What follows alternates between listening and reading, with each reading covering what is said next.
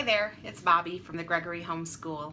I'm going to talk to you today about our curriculum choices for the 2016-2017 school year. My son will be in 5th grade and my daughter will be in 4th grade.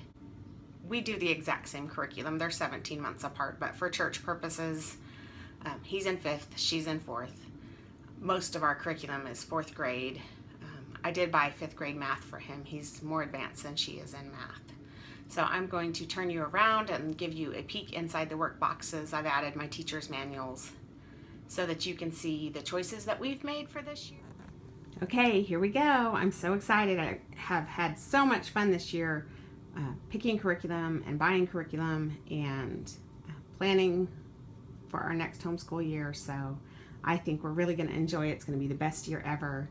And this is what we're planning on using. For Bible, they use a curriculum with our kids' small groups at church. So I don't have that yet. We'll start that in September. Right now, they are reading from their Bibles, and they are each reading a different one of these little books. Get to Know King David is what JR is reading, and Caitlin is reading Get to Know the Apostle Paul. For history, we are doing Story of the World, Volume 1, with the activity book. Let me switch hands. This is the textbook. Here is their notebook. Made them each a notebook. This is just the activity pages, spiral bound together with the test pages. So that's going to be fun. I'm looking forward to that. For science, we're doing land animals of the 6th day from Apologia. I made a science notebook, and I just picked out, I thought that the science notebooks that you can buy looked a little overwhelming and more than what I wanted to do. So I just printed out from our Worldwide Classroom these animal notebooking pages. I printed out 2 for each chapter, and then one of the lab sheets that is actually in the book. So there's 2 of these and 1 of these per chapter, and that's all that's in this little notebook. And I think that that will be plenty. Reading. I started him today with Magic Tree House. He's never read them, and we have the whole series from when my 16-year-old was younger. He didn't stumble. He stumbled over 1 word in 2 chapters, so I think they're a little easy for him, but I think it'd be great to work on fluency and just fun reading, kind of encouraging a love of reading. So if he likes them, I will let him continue on, but I also bought several other series for us to work on, and I always put a timer in his box. Language arts, we are doing spelling power. Thanks Just So Trish for the heads up. I made him a spelling power workbook, and in it are his placement forms, placement test, and then just a daily test and a 10-step study sheet for each day. And that's how the whole book goes. It's just daily test, and then on the back is the 10-step study sheet for that day. So that's what we're going to do with that. For the other aspects of language arts, we are going to finish up Language Lessons for the Very Young, Volume 2 by Sandy Queen, and go into Language Lessons for the Elementary Child, Volume 1 by Sandy Queen. I really like her language arts. It is, let me see, it's got picture study and narration, and it talks about singulars and plural, and it has parts of speech. So I'm really enjoying that, and I like the short lesson aspect of it. For math, we're going to do teaching textbooks. I put the Math 4 book in here. I may move him to Math 5.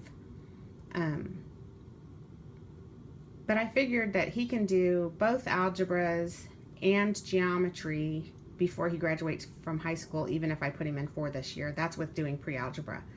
So I'm okay if that's as far as he gets. And if he wants to get further than that, I think that he will be motivated enough to not complain about math every day. So I think that we're going to start in Math 4, and if it's too boring or too slow for him, then we will move to 5 for sure. I already own it, and I bought the workbook and everything. So this is our extras drawer, and this is where we're going to rotate through things on a loop schedule. This is their All About Me page for their portfolio. In here we have a nature journal, which we've been working on this for a while, but I have fun with those. A Wreck This journal. This book is hilarious. They love it. This is the vocabulary workbook that I bought last year and we never used, so I'm going to put that on the rotation. I know it's 3rd grade, but I think it'll be fine. This book I got at Target. It's just a book about the U.S. presidents, so we'll rotate through with that. Well, also, this is where that geography book and art and music will fit. And then Dance Mat Typing is a free online typing program that they like. So all of those things will be on their loop, and I don't know how often they'll do them, but I feel like at least if they're on the schedule for a specific amount of time every day, they will get done. For writing, we use Handwriting Without Tears. He started this in occupational therapy, so we just have continued with it, and it works well for him.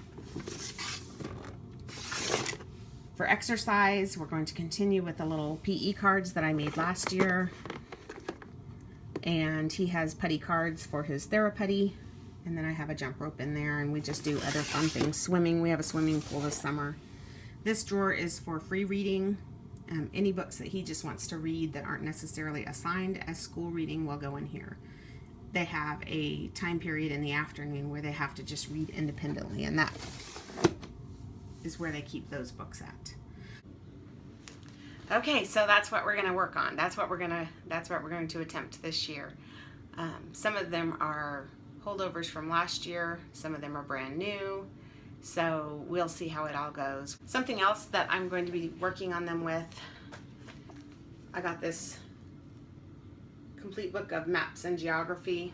I'm planning on this taking a couple of years to get through. We're just going to put that in with the extras in their work box. I haven't decided how I'm going to do it yet, so I haven't stuck any sheets in there for them to do, but I want them to work on some map work, some geography, and that's United States geography. And then I have the annotated Mona Lisa and the Usborne Children's Book of Art that we're going to work through for some art appreciation. And we also have an art museum in our town. Well, not in our town, but in the big city it's probably 20 minutes from here. So we can go to that and look around there. We're hoping to make that a field trip this year. And then I have a whole set of classical CDs that actually have little booklets attached that talk about the composer that we'll listen to for some music appreciation.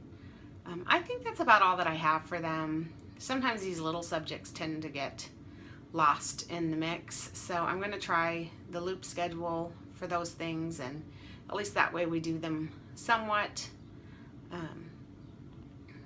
and add some beauty to our homeschool. If you have any questions or comments, then please leave them in the comment box down below, and I will see you guys later. Thanks. Bye.